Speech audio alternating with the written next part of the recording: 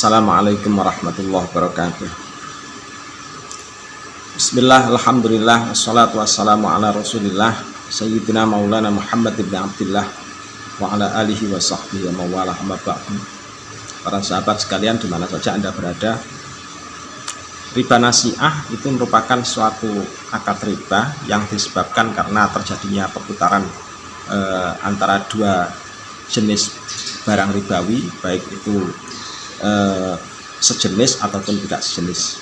Tapi dengan adanya tempo penyerahan, terus kemudian kelebihan yang disertakan diakibatkan karena adanya tempo penyerahan, ada tempo penundaan lagi.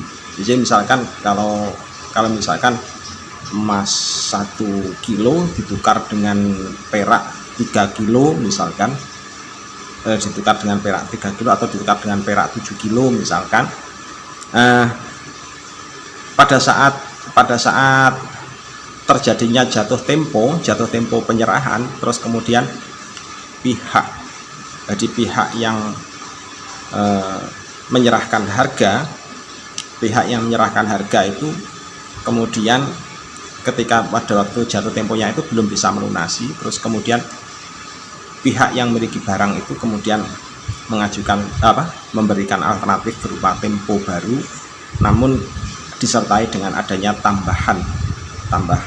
Misalkan kalau sebelumnya 1 kilo ditukar dengan 7 kilo, karena ada tambahan, misalkan tambahannya 2 bulan dan lain sebagainya, maka kemudian ditambahi menjadi 9 kilo atau menjadi 8 kilo.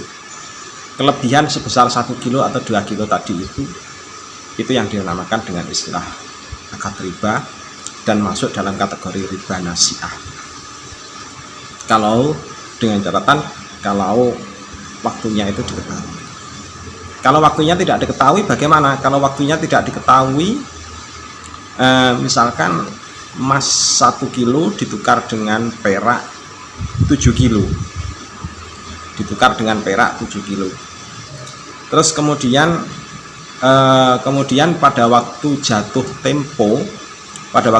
tempo itu pihak yang menyerahkan uang sebesar 7 kilo perak tadi itu ternyata belum bisa menyerahkan. Akhirnya kemudian seiring adanya penundaan waktu seterusnya, kemudian diberikan kelebihan dari 7 kilo.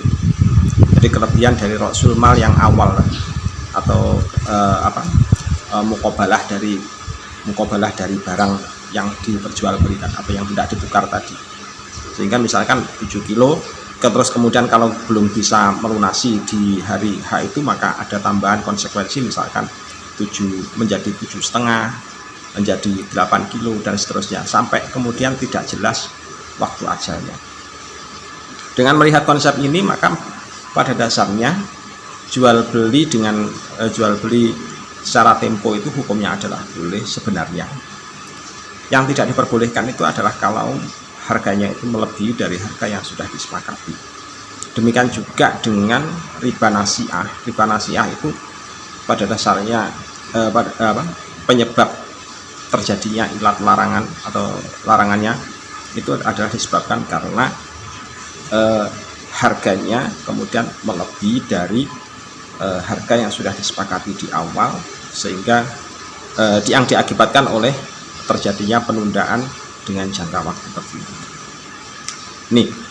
Ini perbedaan antara jual beli tempo dengan riba jual beli tempo atau riba yang terjadi pada jual beli tempo dengan riba yang terjadi pada jual beli secara nasi'ah, secara kredit. Ini yang tidak diperbolehkan. Jadi seolah-olah sama dengan ribal fadli. Seolah-olah sama dengan ribal qiyad. Jadi kalau ribal fadli itu pertukaran yang langsung terjadi di majelis akad. Dengan salah satunya itu ada kelebihan, salah satu barang yang ditukarkan.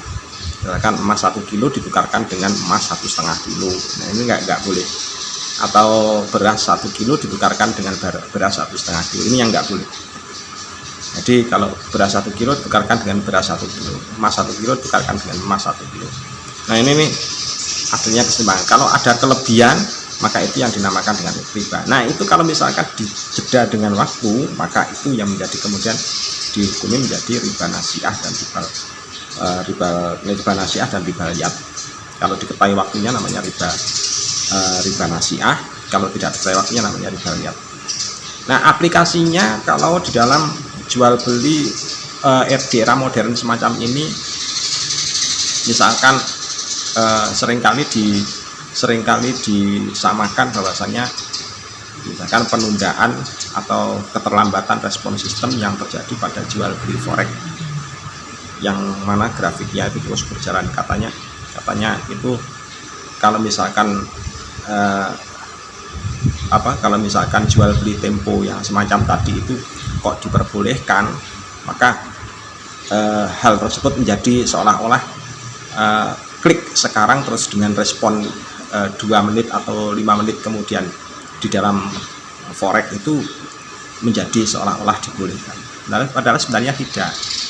Ada perbedaan mendasar antara jual beli tempo dengan yang ada di forex, di transaksi forex. Bedanya jauh sekali.